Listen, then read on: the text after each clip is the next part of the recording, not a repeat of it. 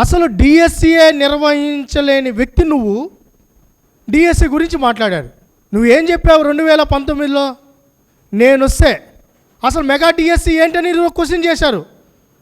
ఆ mega DSC అనే పదం ఎత్తిందే నువ్వు. ఆ మెగా డిఎస్సి అనే పదం ఎత్తిందే నువ్వు. 2019లో ఎలక్షన్ ప్రచారంలో భాగంగా నువ్వేం చెప్పావు? మెగా డిఎస్సిని పెడతా, నేను అధికారంలోకి వస్తానని చెప్పి నువ్వే.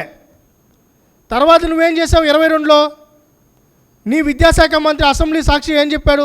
అసలు టీచర్ పోస్టులే ఖాళీగా లేనప్పుడు ఎలా డిఎస్సి పెట్టాలన్నారు.